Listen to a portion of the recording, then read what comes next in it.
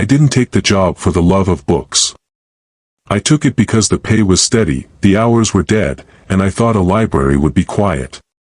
The building sat at the edge of town, brick walls soot-stained with age, the windows tall and arched like it wanted to look important. By day, it had charm. By night, it felt like a tomb. On my first shift, the head librarian didn't greet me. She didn't tell me where the break room was or how to run the checkout desk. She just handed me a slip of paper.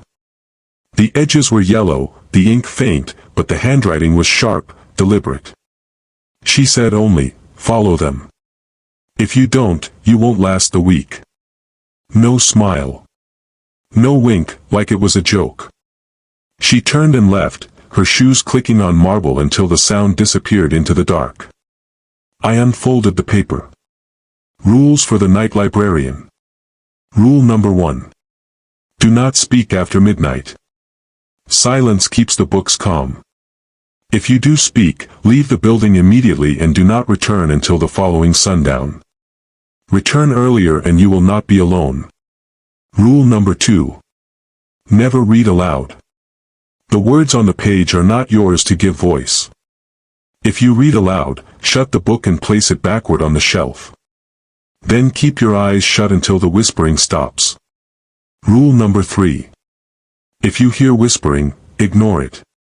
The books are not reading themselves, they are reading you. If you listen too long, bite the tip of your tongue until you taste blood. Pain pulls you back. Rule number 4. Keep your memories close. The books hunger for them. If you forget something important, write it down quickly. Writing makes it yours again. Rule number 5. Lock the history section at 1:13 a.m. sharp.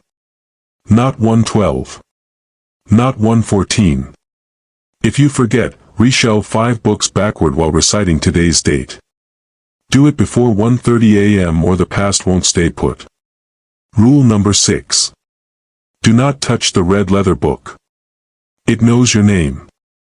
If you touch it, burn your gloves before sunrise. If you open it, no rule will save you.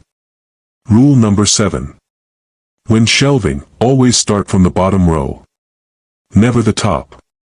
If you break this order, reshelve the entire cart backward, row by row, without stopping. Do not look up until finished. Rule number 8.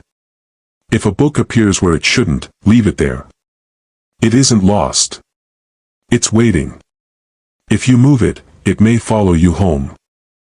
I read the list 3 times. The first time I thought it was a joke.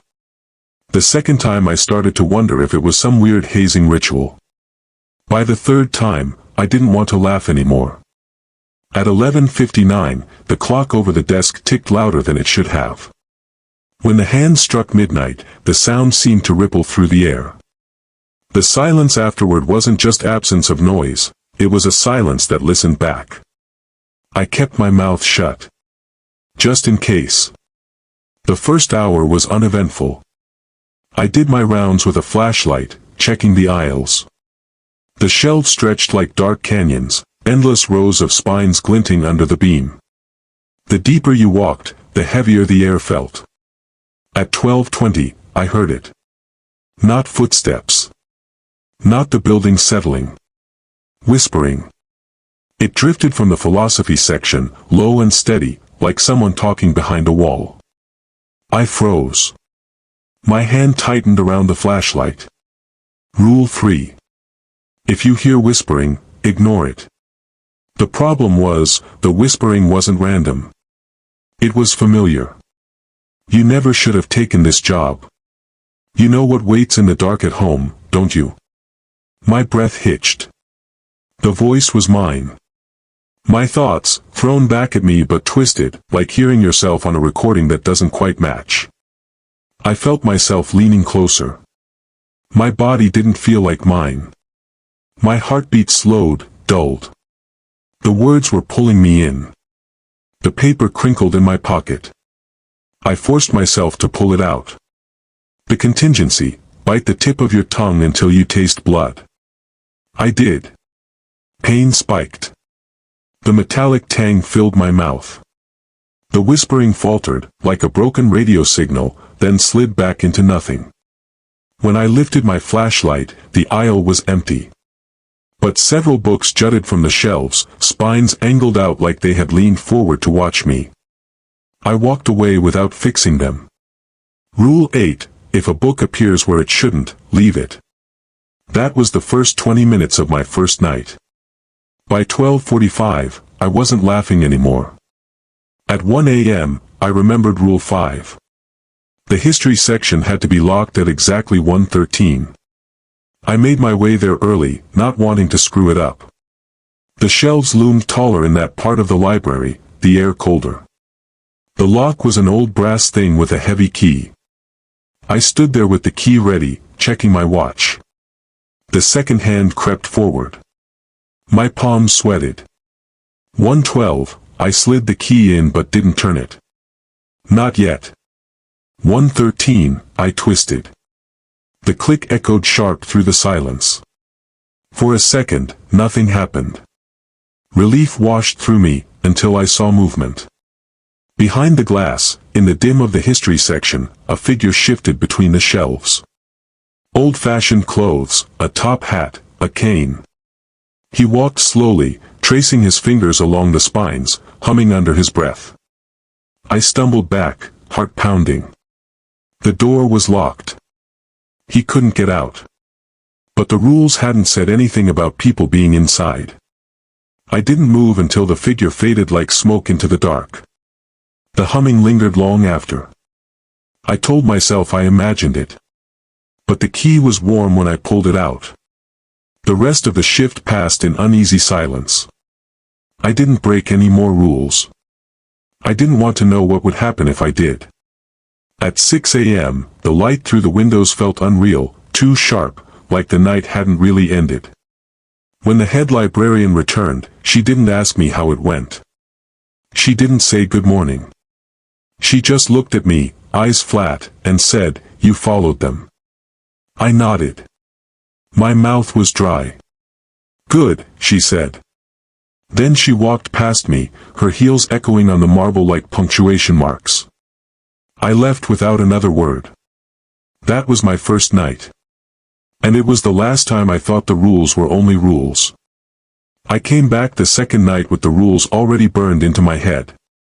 I hadn't slept well that day. Every time I closed my eyes, I swore I could hear faint whispering seeping into my dreams, like the words had followed me home. The taste of blood still lingered on my tongue from when I bit it the night before. I told myself I wouldn't let it happen again. I told myself if I followed the rules to the letter, nothing could touch me. The library looked the same, but it didn't feel the same. When I unlocked the door at 11:45, the hinges groaned like they didn't want me back. The air smelled stale, faintly metallic, like old pennies in a jar. My shoes clicked too loud on the marble floor, every step echoing back at me like I was trespassing. I settled behind the main desk and waited for midnight, the slip of paper with the rules folded neatly in my breast pocket. My fingers kept drifting toward it, checking again and again that it was still there. At 11:59, the clock ticked heavy. When it struck 12, the silence settled like a lid. I didn't speak. I didn't even clear my throat. The first hour dragged. I did my rounds, flashlight in hand, eyes darting over the rows. The books were still, but not in the way normal objects are still. It felt like the stillness of animals pretending to be asleep, holding their breath until you pass. At 12:40, I made my first mistake. I was walking past the astronomy section when I noticed one of the books had slipped forward, spine tilted outward like it wanted to fall. Rule 8, if a book appears where it shouldn't, leave it there. I froze. My hand twitched toward it out of habit, to push it back in line. But I caught myself and stepped back. My chest felt tight. That's when I whispered, without thinking, "Not tonight." 2 words. Just 2 words, barely audible, spoken more to myself than to anything else. But the air shifted immediately, like I'd dropped a stone in still water. Rule 1, do not speak after midnight. I knew instantly what I'd done. My blood turned cold. The silence wasn't silence anymore, it was waiting. The rule's contingency burned in my brain: if you do speak, leave the building immediately and do not return until the following sundown. Return earlier and you will not be alone. My legs moved on instinct. I turned, walked fast down the aisle, and headed for the exit. I didn't run. Some part of me knew running would be worse. I just kept my eyes forward, my mouth clamped shut, my footsteps too loud in the hollow dark. The whispering started behind me. It wasn't soft this time. It wasn't my own thoughts echoed back. It was 100 voices at once, pouring from the shelves, too many to understand, layered on top of each other like a crowd pressing in. I didn't dare look back. At the front door, my hands shook as I fit the key. For a split second, it felt like the lock resisted, like something on the other side was holding it shut. Then it turned, and I burst into the cold night air. The voices cut off instantly. The silence outside was real silence, empty and clean. I stood on the steps with my chest heaving, sweat trickling down my back. The rules had been right. I'd spoken, and the books had stirred. If I had hesitated, if I had stayed, I don't think I'd have walked out. The rest of the night, I sat in my car across the street, staring at the dark shape of the building. The windows glowed faintly in the moonlight, but there was no movement inside. Nothing chased me out. It was patient. It knew I'd come back. I didn't return until the next sundown. The third night, I walked in more careful than before. I didn't speak a word, not even to mutter to myself. I carried a small notebook in my pocket, as the rules suggested, to write things down if I felt myself forgetting. For the first hour, nothing happened. The whispering didn't come. The books stayed in place. My flashlight beam swung across the aisles and showed only dust and paper. For a while, I let myself think maybe it was just my nerves the night before. At 12:30, I pushed a cart of returns toward the literature section. That was when I noticed something strange. The books on the top shelf leaned forward slightly. Not just one or two, but the whole row, as if gravity tugged harder up there than anywhere else. Rule 7, when shelving, always start from the bottom row. Never the top. I started at the bottom. I placed each book carefully, spine out, straightened them, moved on. My hands felt watched. Every time I crouched down, I could feel the shelves towering above me like they were bending forward to see what I was doing.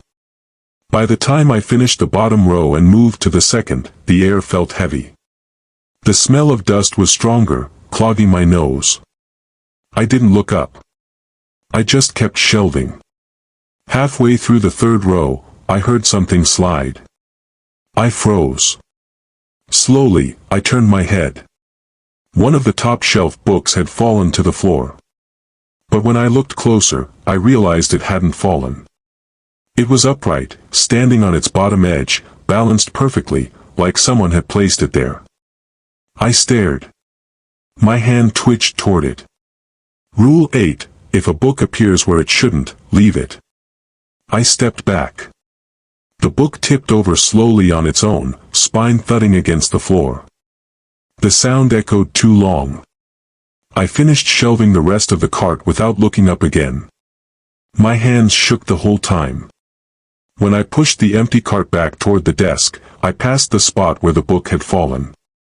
It was gone. At 1 a.m., I forced myself toward the history section. My watch ticked too loud on my wrist. I didn't want to see the man in the top hat again. I didn't want to hear humming. But the rule was clear, the lock had to turn at exactly 1:13. I stood there with the key in hand, sweat dripping down my temple. The brass lock gleamed dully in the beam of my flashlight. 1:12. I slid the key in. My breath caught in my throat. 1:13. I twisted. The lock clicked. At first, nothing. Relief almost loosened my knees. But then I heard it, not humming this time, but footsteps inside. Slow, deliberate, pacing between the shelves. I pressed my forehead against the glass of the door, though I don't know why. Maybe I needed to see. In the dim light, shapes shifted. A woman this time, her hair pinned high, her dress long and trailing dust. She ran her hands across the spines of books, murmuring to herself in a language I didn't understand. Her voice was low but constant, like water trickling. My stomach twisted. I couldn't move. The rules didn't say anything about watching. Just locking. So I stepped back, turned, and walked away. The murmuring followed me for a while. Then it stopped. I thought I'd made it through the worst of the night. But at 2 o'clock, I made my second mistake. I sat at the desk, head heavy, trying to shake off the exhaustion. I pulled out my notebook to scribble down the date, reminding myself I was still me, that my memories were mine. My eyelids sagged. That was when I whispered again. Just one word, under my breath, a sigh more than anything else, tired. The moment the word left me, the air tightened. The shelves rustled. Rule 1, broken again. I shot up, heart hammering, and bolted for the door. This time the whispering didn't wait. It poured out of every aisle, rising in a chorus, too many voices at once. They weren't speaking words I could understand, they were speaking me. My name, my thoughts, my regrets, thrown back at me like knives. I shoved the key in the door, but before I could turn it, something cold brushed the back of my neck. Not breath. Not a hand. Just the idea of touch, and it was enough to freeze me. The rule said leave immediately. I twisted the key with shaking hands, forced the door open, and staggered into the night. The voices cut off again. The silence outside saved me. But this time, I thought I saw something in the reflection of the glass as the door shut, a shape behind me that wasn't mine. I didn't sleep that day. Not at all. Every time I blinked, I saw shelves leaning forward, waiting. That was my second night. And I learned something important. The rules don't just keep the books in line. They keep me in line. The library doesn't want a librarian. It wants a keeper. Someone who knows the rules and lives by them. Someone who doesn't forget.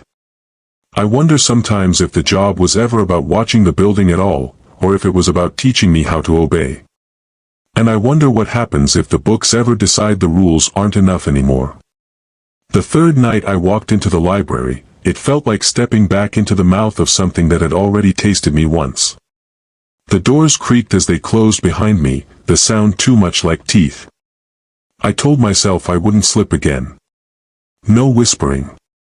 No muttering. I would be silent as stone, every step calculated, every move deliberate. I thought of the slip of paper in my pocket as armor, but in truth it felt more like a leash.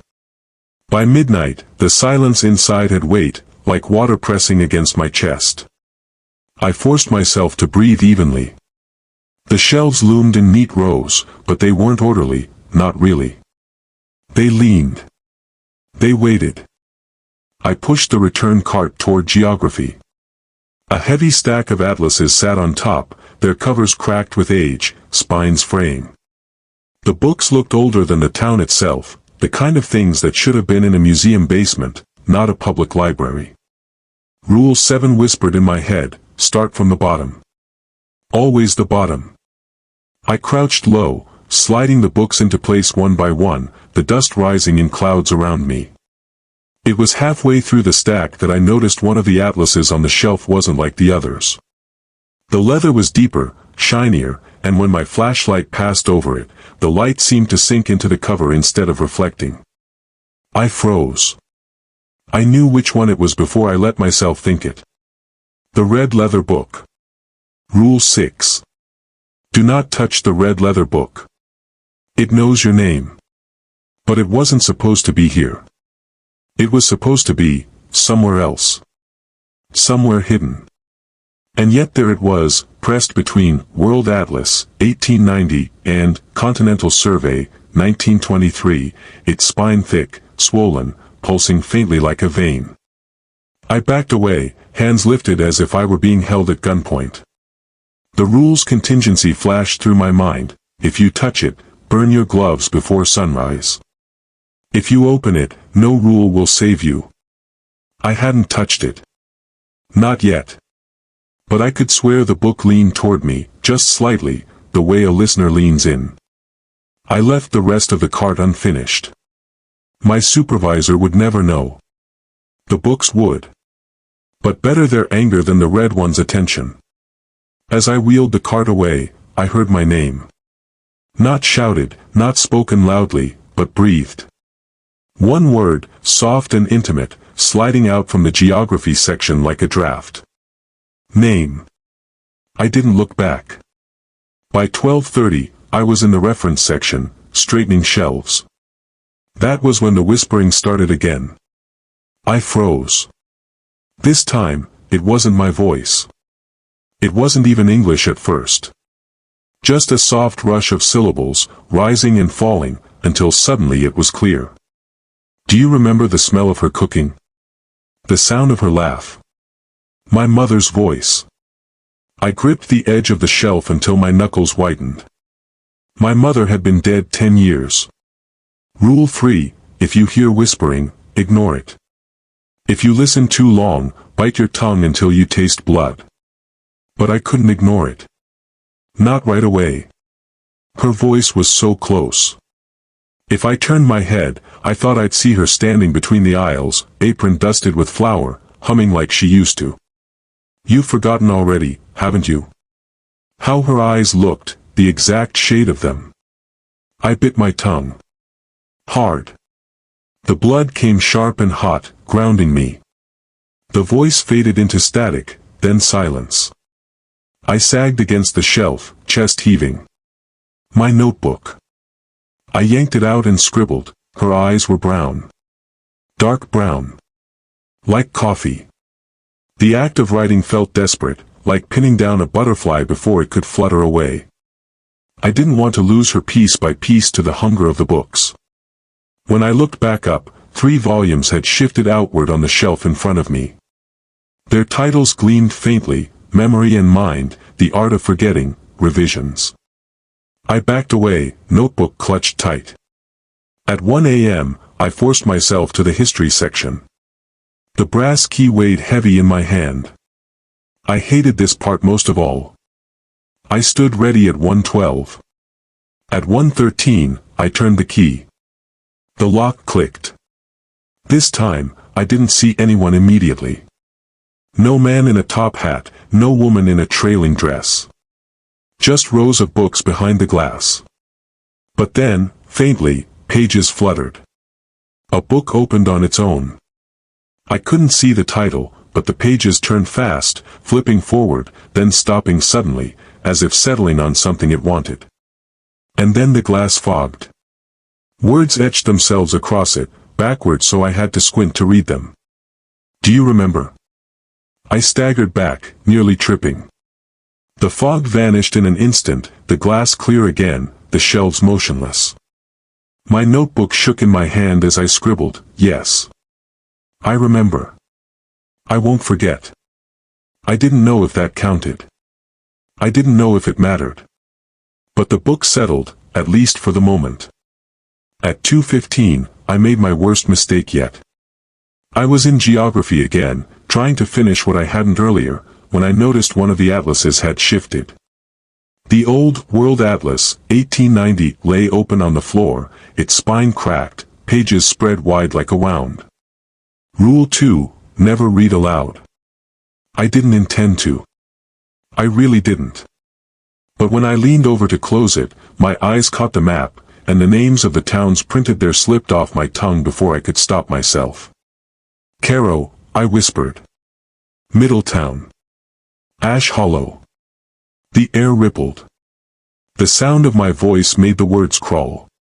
The ink on the page shifted, letters sliding, bending. I snapped the book shut and shoved it back onto the shelf backward, heart hammering. My eyes clamped shut. Rule 2's contingency: keep your eyes shut until the whispering stops. It came fast. A dozen voices, layered, chanting the names I'd spoken. Caro. Middletown. Ash Hollow. Over and over, faster and faster, until it was a roar. I clenched my teeth, fists trembling, eyes squeezed tight. The chorus pressed at me from all sides, and for a moment I thought the shelves themselves were closing in. Then it stopped. When I opened my eyes, the aisle was still. The atlas was on the shelf, backward, spine hidden. But the floor beneath me was dusty with footprints. Not mine. Bare feet, too small, too narrow. They led away into the darkness between the aisles. I didn't follow. By the time the sky lightened outside, I was shaking, my notebook crammed with desperate scribbles of memories, names, dates, details I didn't want to lose. When the head librarian arrived, she looked at me the same way as before. Cold. Measuring. You saw it, she said, like it wasn't a question. I didn't answer. She nodded once. Good. You know better than to touch it. I realized she meant the red book. She didn't need to explain. As she walked away, I pulled the slip of rules from my pocket and stared at them again. They weren't a guide. They were warnings carved on the edge of a cliff. And the cliff was crumbling. That was my third night. And I started to understand, the library doesn't just keep books. It keeps lives. Memories. Histories. And it will take yours, if you let it. And maybe even if you don't. By the fourth night, I realized the rules weren't about keeping the library safe. They were about keeping me safe from the library. I arrived early again, too early, like always. I sat in my car staring at the building, telling myself to drive away. To quit. To let the silence behind those windows belong to someone else. But my hands never turned the key in the ignition. My feet always carried me up those steps. It was like the job had already rewritten me. The lock clicked open, and the library swallowed me whole. The slip of paper was soft now, worn at the folds, edges frayed from the number of times I'd gripped it like a rosary. The rules weren't just instructions anymore. They were survival prayers. Midnight fell, and the silence pressed down. The whispering came quicker this time. By 12:15, it was already in the air, curling around me as I patrolled the aisles. I ignored it as best I could, my tongue already raw from biting. Tonight I had one focus, the history section. Rule 5 had never felt heavier than it did now. Lock the history section at 1:13 a.m. sharp. Not 1:12. Not 1:14. The contingency had always terrified me, reshelve 5 books backward while reciting today's date. Do it before 1:30 a.m. or the past won't stay put. The way it was worded haunted me. The past won't stay put. I didn't want to know what that meant. So I decided I wouldn't let myself slip. I'd be early. I'd stand there with the key ready, the second hand watched like a hawk. I wouldn't give the library a chance. At 1:05, I was already there. The glass of the history section reflected my flashlight faintly, like a pond at night. My pale face stared back at me, eyes hollowed by lack of sleep. I stood with the key in the lock, waiting. But the longer I stood, the more the shelves seemed to shift behind the glass. At first it was shadows, nothing more. A flicker of movement in the corner of my eye. Then it was clearer, the figures again. The man with the top hat, the woman in the trailing dress, others now too. A soldier with a bayonet. A girl in rags. A man in a plague mask. They walked between the shelves, slow and solemn, as though in a procession. Their mouths moved, words lost in the glass. I glanced at my watch. 1:12. I gripped the key tighter. At 1:13, I twisted it. The lock clicked. The figures all froze at once. Every head turned toward me, though their eyes were blank. I staggered back. My flashlight shook in my hand. Then the glass began to fog again. Words scraped themselves across it, backwards, jagged. "You are late." My stomach dropped. I fumbled for my watch. 1:13. I wasn't late. Not by a second. But the library disagreed. The rules contingency screamed in my head, reshelve 5 books backward while reciting today's date. Do it before 1:30. I bolted to the nearest cart, yanked 5 books at random, and rushed back. My hands shook so hard I could barely slide them into place. 1.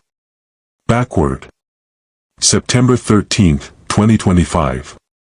2. Backward. September 13th, 2025. 3.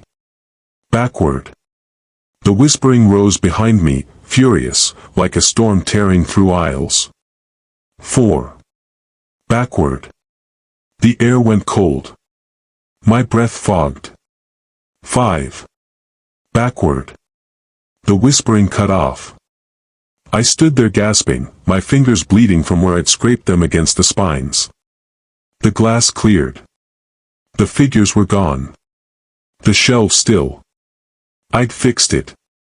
I think. But when I checked my notebook later, the date I'd written at the start of the shift didn't match what I'd been reciting.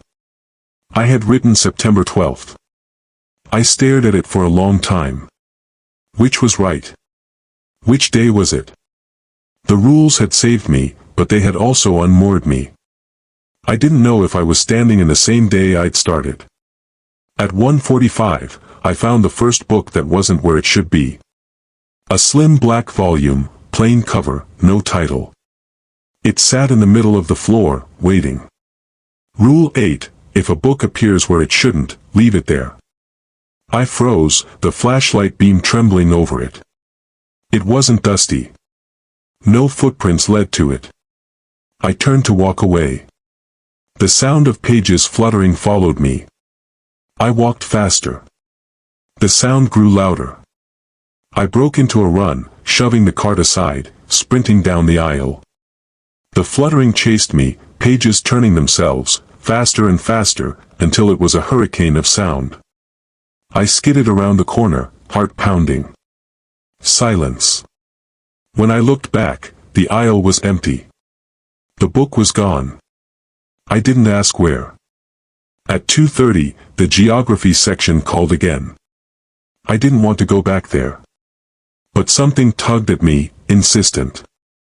The atlas from the night before lay open on the table now, though I hadn't left it there. Its pages spread wide, showing a map that wasn't right. It was my town.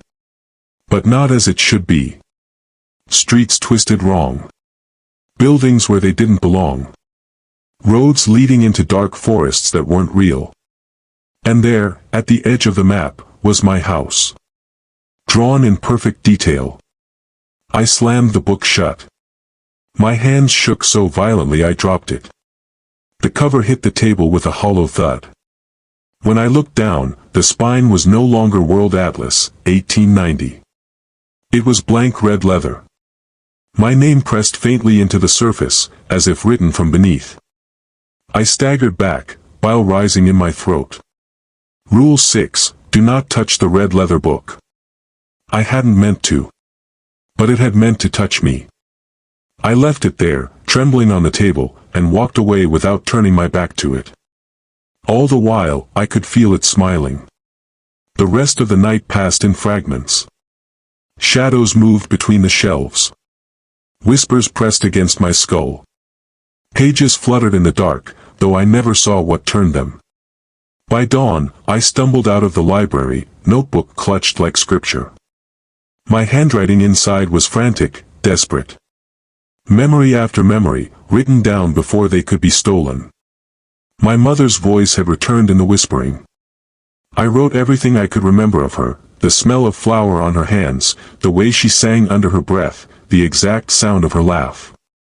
I couldn't lose them. I wouldn't let the books take them.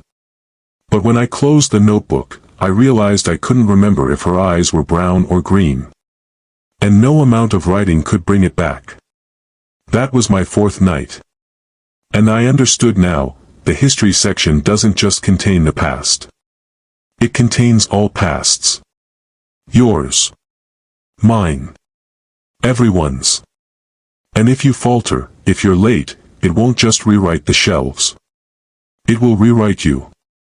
The fifth night I walked into the library, the air felt thicker. It pressed down on me, heavy and damp, like the building had been holding its breath all day, waiting for me to arrive.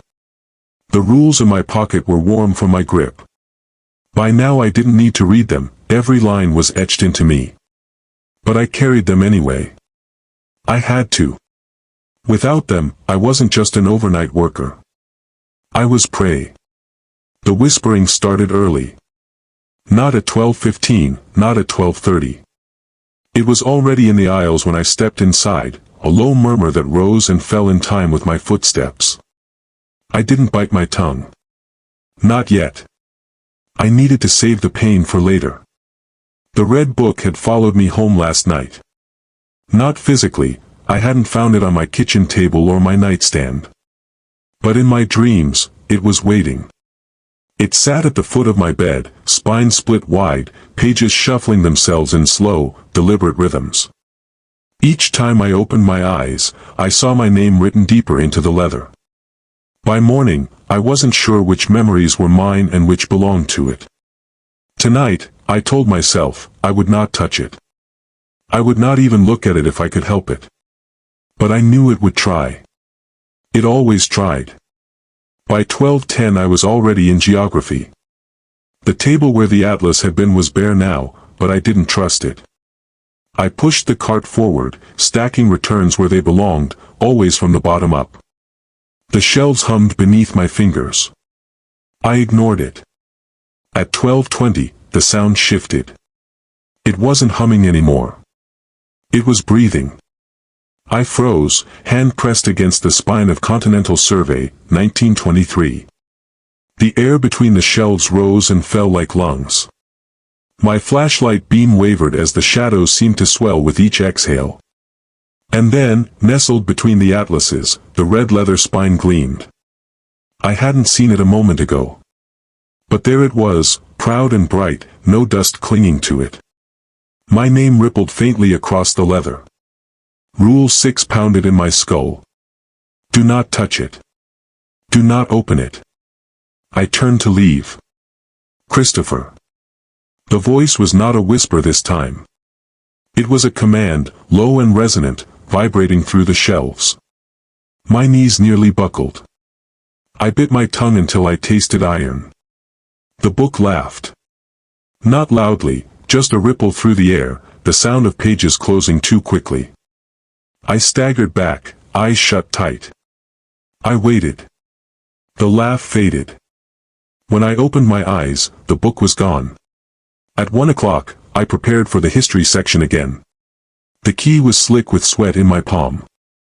I checked my watch every 10 seconds. I refused to be late this time. At 1:13 exactly, I turned the key. The glass did not fog. The shelves remained still. Relief flooded me so quickly I nearly laughed. But when I turned, there was a book lying at my feet. Plain red leather. My name burned deep into the cover now, charred black like a brand. I staggered back, heart slamming. I hadn't touched it. I hadn't. But it was still here, placed like a gift. Rule 8 clawed through my mind, if a book appears where it shouldn't, leave it there. I tried. I really did. I stepped over it, forcing myself not to look. But my shoe brushed the corner. The moment contact was made, the leather pulsed. Heat rushed up through my leg, a shock of fire that snapped through my spine. The book opened itself with a scream. Pages whipped violently, faster than my eyes could follow, until they stopped on one blank spread. And then words wrote themselves across it in ink as black as tar. Your mother never loved you. I fell to my knees, clutching my head. The words glowed, burned into my skull. I bit my tongue until I tasted blood, but it wasn't enough this time. The whispering surged inside me, her voice now, not soft, not loving, but cruel, cutting, repeating the line until it was all I could hear. She never loved you. She never loved you. She never loved you. I screamed, slamming the book shut with both hands. The rules. The contingency. Burn your gloves before sunrise. I yanked them off and shoved them deep into my pocket. My hands shook as I staggered back, away from the table, away from the red glow bleeding from the cracks of the book's closed pages. It had touched me. And now it knew me. The rest of the shift blurred. I wandered the aisles like a ghost, avoiding my own reflection in the glass of the history section. My notebook was filled with frantic scrawls. She did love me. She baked bread every Sunday. She sang when she thought no one could hear. She stayed awake with me when I was sick. She loved me. But every time I wrote the words, doubt crept in. Was that memory mine? Or one the book had offered, false and poisoned? By 4 o'clock, I wasn't sure anymore. At 4:30, the red book was back on the cart, lying innocently among biographies. Its cover clean now, my name gone. I left it. I had to. But I knew what sunrise meant. If I didn't burn the gloves, it wouldn't just follow me into sleep. It would follow me into waking. I barely made it home. The moment I staggered inside, I dropped the gloves onto the stove, turned the burner high. Flames licked them hungrily, black smoke curling toward the ceiling. The smell was foul, thick and acrid, coating my tongue. But as the leather bubbled and cracked, the whispering in my head thinned. The book's laugh faded. By the time the gloves were ash, silence had returned. For now. That was my 5th night. And I knew then, the red leather book wasn't just part of the library. It was the library. Its heart. Its hunger. And it had noticed me. By the 6th night, the library felt like it was waiting for me. Not just watching. Waiting. The front doors groaned open, and I stepped into a silence that no longer seemed empty. It was taut, stretched, vibrating like a string pulled too tight. I didn't need to check the rules anymore. They were tattooed in my head, burned in my nerves. Still, I carried the slip of paper. Still, I touched it like a charm. But I knew tonight would be different. Because the book had touched me. And nothing touched me without leaving a mark. At midnight, the whispering didn't start, it exploded. Voices rushed through the aisles, overlapping, colliding. My name roared out of every shelf, 1,000 mouths speaking at once. Pages flapped, spines groaned, shelves creaked as though something vast shifted inside them. I bit my tongue so hard the blood poured down my throat, but it barely mattered. The voices didn't weaken. They wanted me too much. I gripped the return cart like a shield and pushed forward. The red book would come tonight. I knew it. The question was not if, but when. At 12:45, I found the first sign. A biography lay open on a table. The title page had been replaced, not printed, but skinned, raw and wet, my name written in dark red across it. The air around it was hot. I left it. Rule 8. I walked past it without a glance, though every hair on my body screamed. The book was laying bait now. At 1:13, the history section's lock resisted. The brass key twisted halfway and stuck, grinding against something deep inside. The figures behind the glass were waiting. All of them now. A dozen, maybe more. Soldiers, peasants, plague victims, factory workers. Faces pale, eyes blank. They pressed against the glass, mouths open in silent screams. I twisted harder. The key snapped. The broken piece clattered to the floor. The glass fogged, words scraping into it in jagged strokes. You cannot lock us out. Rule 5's contingency screamed in my head, reshelve 5 books backward, recite the date. I spun, grabbed a cart, yanked books blindly. 1. 2. 3. My voice shook as I stammered the date. September 14th, 2025. 4. The shelves rattled, dust pouring down like sand. 5. The fog thinned. The figures dissolved. I slumped against the cart, chest heaving. The date felt wrong. I I wasn't sure what day it was anymore. But the shelves quieted, and that was enough. For now. At 2 o'clock, the geography section called again. The table waited with another atlas. But this time, it wasn't a map of the world. It was a map of me. Organs, bones, nerves, drawn in painstaking detail. Arrows labeled, fear. Memory. Hunger. And in the corner, a small red square, pulsing faintly, labeled, library. I slammed it shut, shoved it backward onto the shelf. But the lines of the map burned in my vision long after, as if tattooed on the back of my eyes. At 2:45, the red book appeared. Not on a table, not tucked between atlases. On the floor, directly in front of me, blocking my path. Its leather glowed faintly, hot as coals. My name wasn't written on it anymore. It was carved into it, deep grooves that oozed dark ink like blood. I froze. Rule 6 was absolute. Do not touch. Do not open. But the book opened itself. Pages flipped wildly, faster than any storm, until they stopped on one spread. Words scrawled across it in that same black tar. Your mother is inside. I staggered back, bile rising in my throat. The voices swarmed instantly, her voice now, clear and sharp, help me. Please. Don't leave me here. My notebook shook in my hands. I flipped it open, desperate to anchor myself. I wrote everything I could remember, her hands, her voice, the bread she baked, the lullabies. But the pen slipped. The words tangled. And when I read them back, the details were wrong. Had she ever baked bread? Or was that a memory the book had given me? I couldn't tell anymore. The book turned another page on its own. More words bled out. Open me to remember. Leave me closed to forget. My fingers twitched. My gloves were gone, burned. Bare skin hovered inches from the cover. Rule 6 screamed in my skull. No rule will save you. But my mother's voice broke me. Please. Just open it, sweetheart. My hand dropped. I nearly touched it.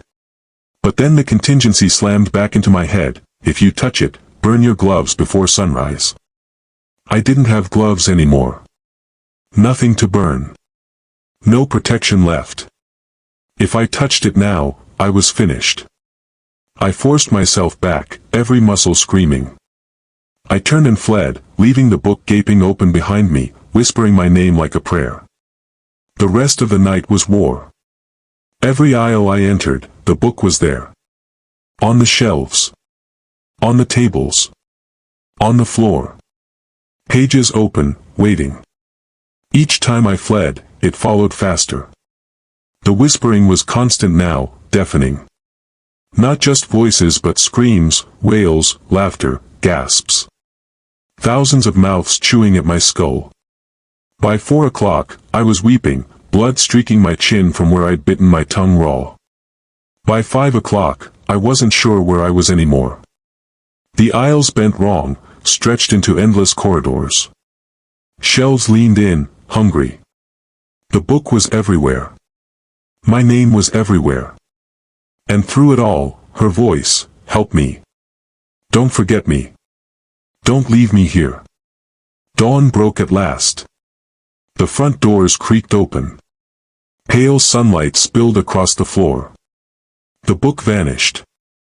The voices thinned. I staggered outside, trembling, notebook clutched to my chest. But the silence in my head wasn't relief. It was absence. I couldn't remember the sound of my mother's laugh anymore. No amount of writing brought it back. That was my 6th night. And I knew then, the library wasn't trying to kill me. It was trying to keep me. Piece by piece. Memory by memory.